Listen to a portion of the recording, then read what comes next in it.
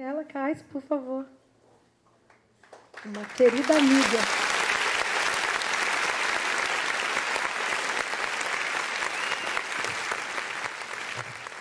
Boa tarde. Gente, eu vou ser exibida. Vou começar daqui de cima, que falaram que fica mais bonito no vídeo lá. Então, eu vou ficar aqui. Quero agradecer imensamente pela oportunidade de estar nessa tarde conversando com vocês. E vou fazer alguns pedidos, porque eu sou dessas, tá? Primeiro, eu quero olhar para vocês. Tentar olhar para cada um de vocês, mesmo que isso não seja possível assim com tanta dedicação. E quero que vocês também olhem para mim. Como a gente tem pouquinho tempo e nós não vamos poder interagir, é uma coisa que eu gosto muito, porque eu também gosto muito de gente. Então, eu quero que a gente se olhe para que a gente possa se entregar nesses momentos e poder absorver um pouco daquilo que vai ser falado.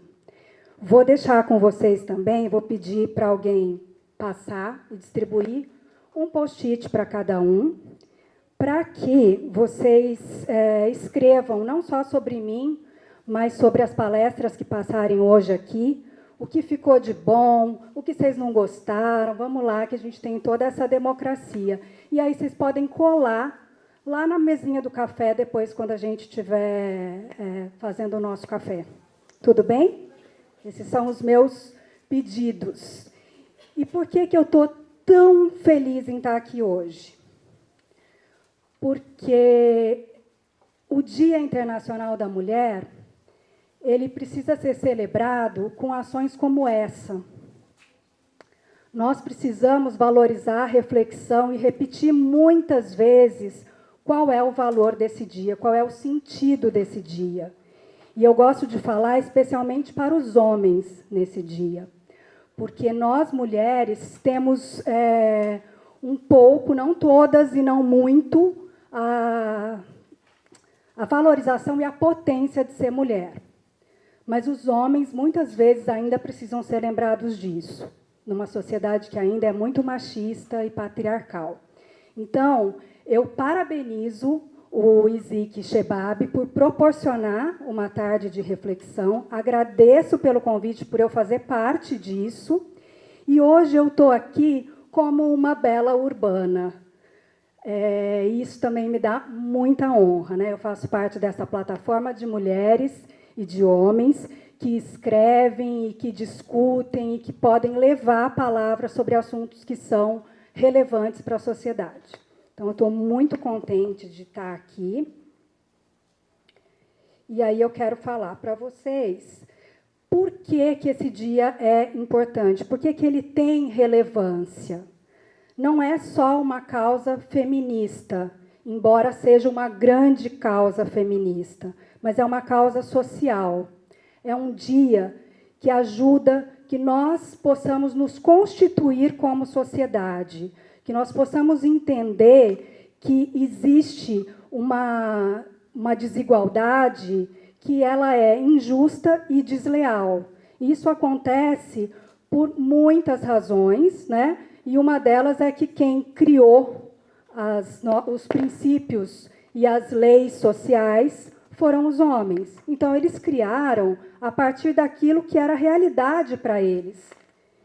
E eles não conseguiram olhar em volta naquele momento histórico, e isso é feito, então, agora, pontuadamente, a cada ano que a gente vai avançando no sentido de entender o Dia Internacional da Mulher. Lá em 1908, teve um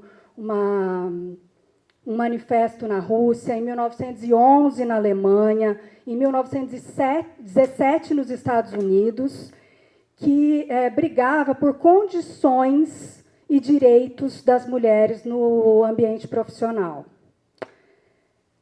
E somente em 1975 essa data foi instituída pela ONU para que fosse celebrada em todas as nações a igualdade de gênero.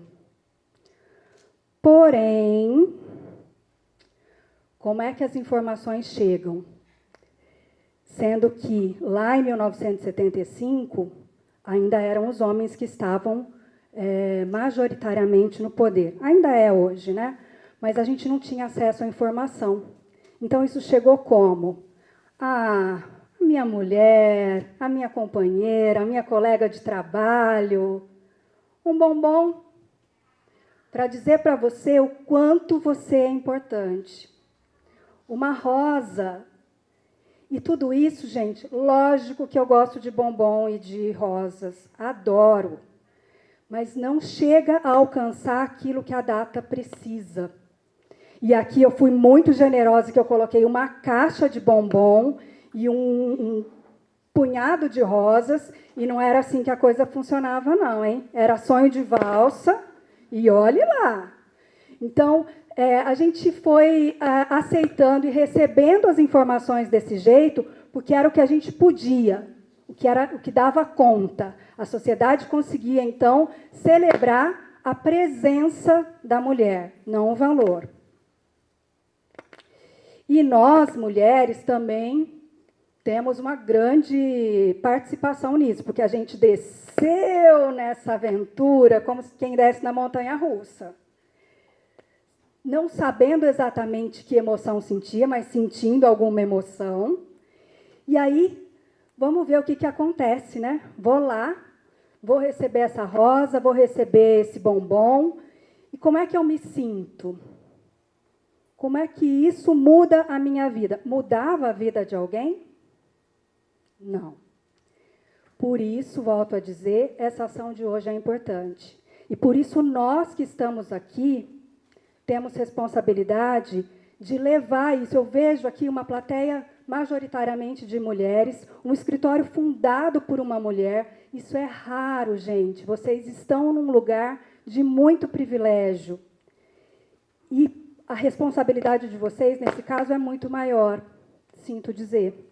Assim como é a minha, assim como é de cada palestrante que está aqui. Porque da porta do escritório para fora, a realidade é diferente. E vocês vivendo isso aqui, tendo oportunidade de refletir sobre isso, precisam fazer a mudança.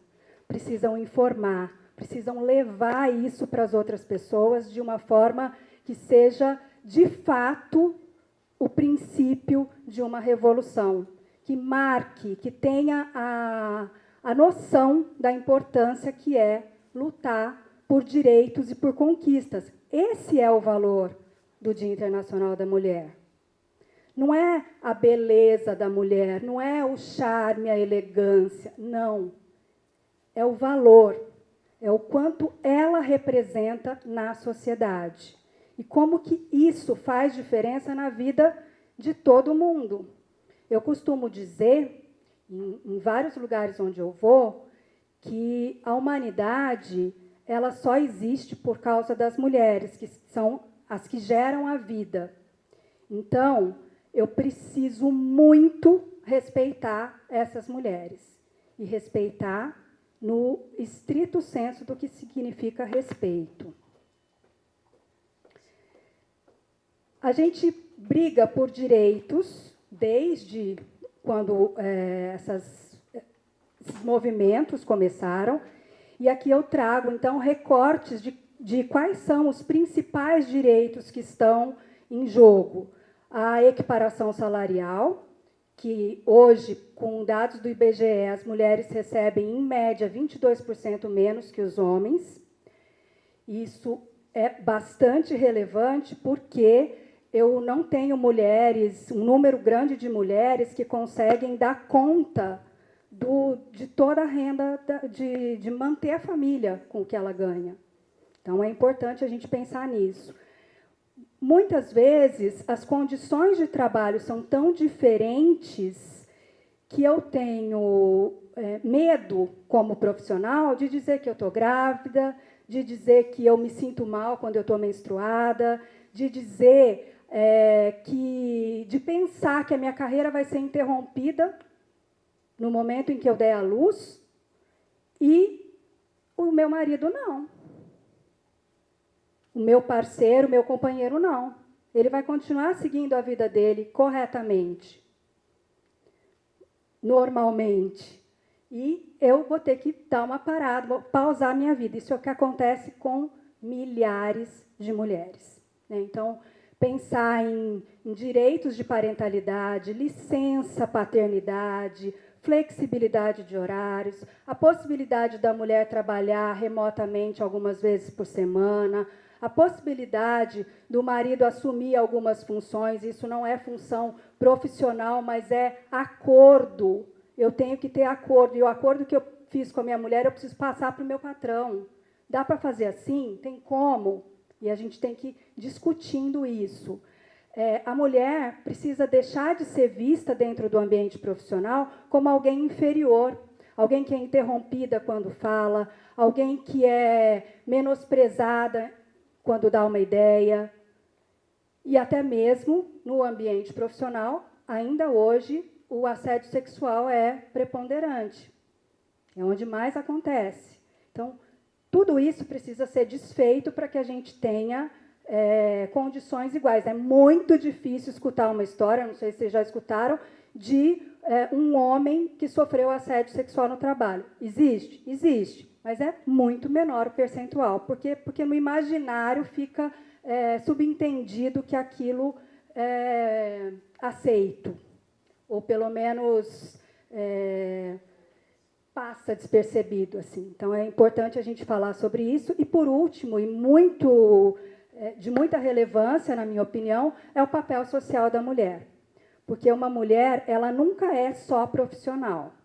Ela é, como a Cláudia falou, eu sou mãe, eu sou filha, eu sou amiga, eu tenho que dar conta de tudo isso, né? Então, a mulher, ela é mãe, ela é esposa, ela é filha, ela é amiga, ela é dona de casa, ela é gerente de banco, ela é psicóloga, ela é tudo dentro da família dela e ainda tem que ser uma boa profissional fora de casa.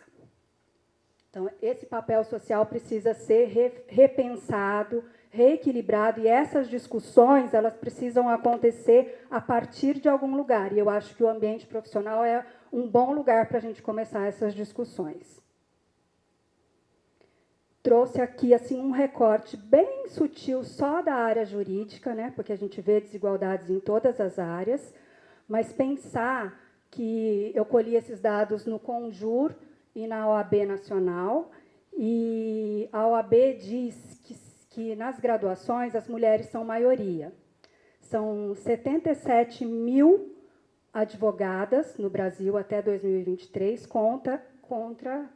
Espera aí, gente, eu fiz cola aqui, porque número não é meu forte, tá?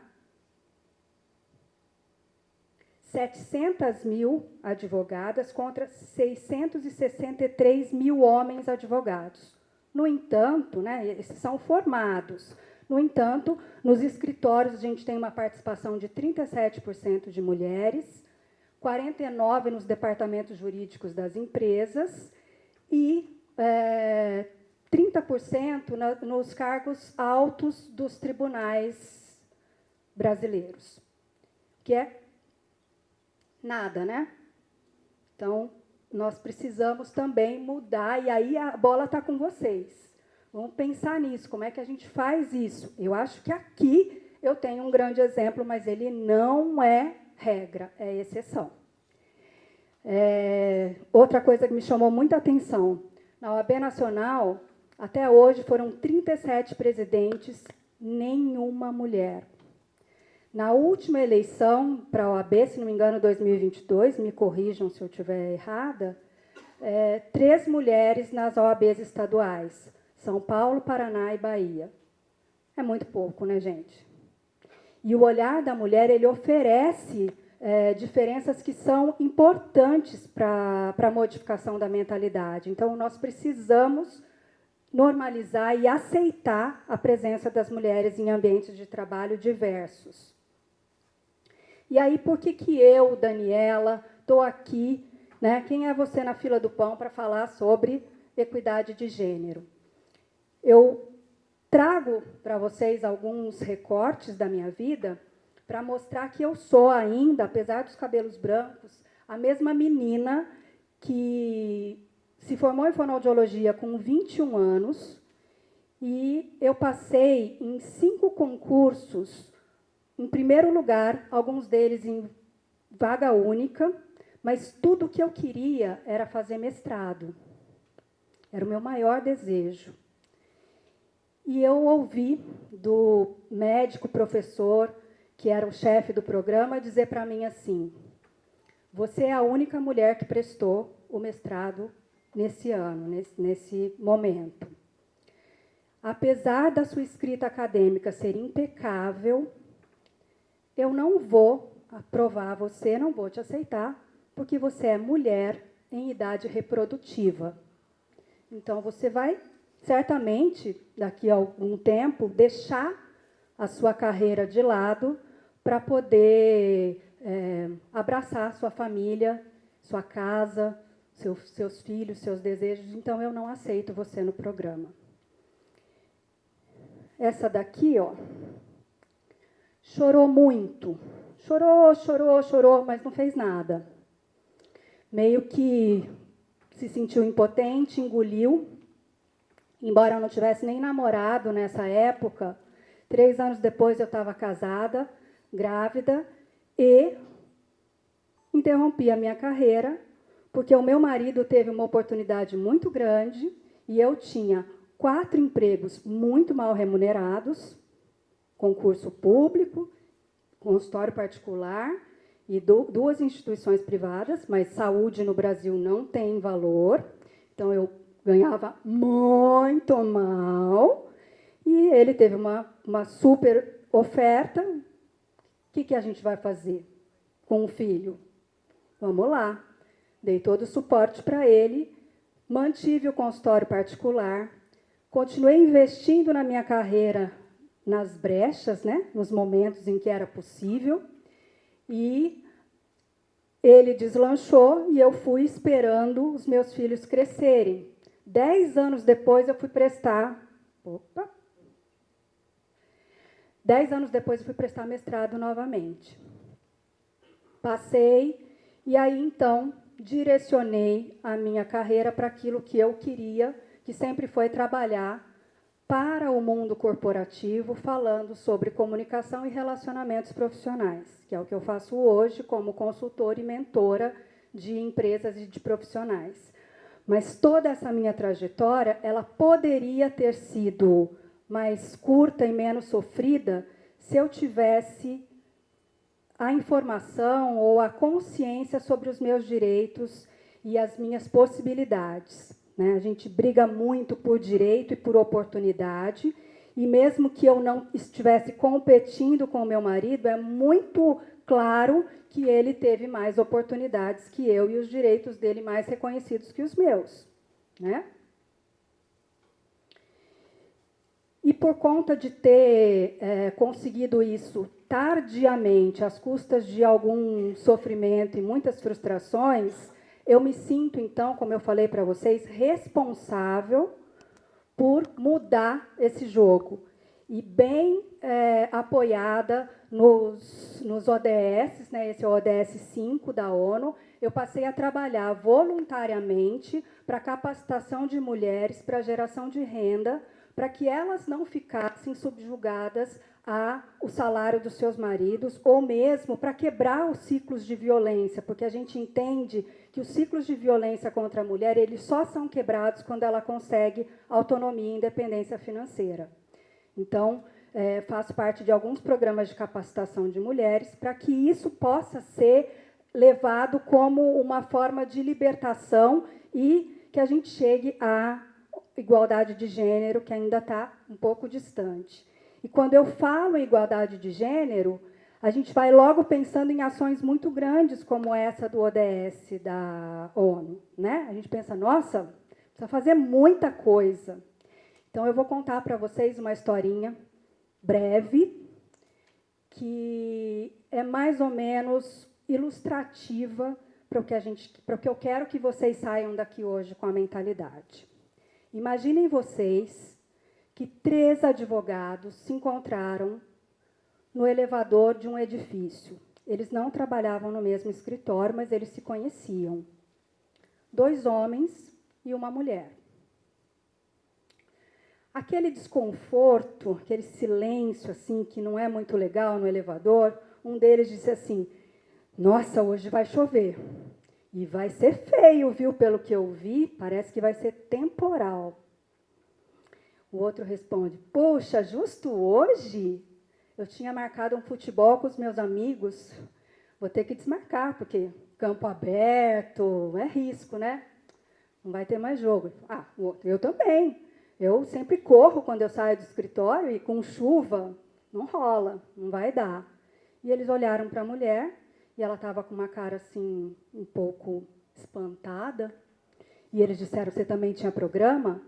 Ela disse: não, justo hoje eu coloquei os cobertores no varal antes de sair de casa. Então, imaginem que essa discrepância de pensamento é essa mentalidade que precisa começar mudando para que a gente chegue no centro do que eu quero dizer sobre equidade de gênero. Não é muito grande, não, gente. É a partir da gente. É um passinho e a gente já está num lugar diferente. E aí, listando aqui todas essas possibilidades de que a gente venha a promover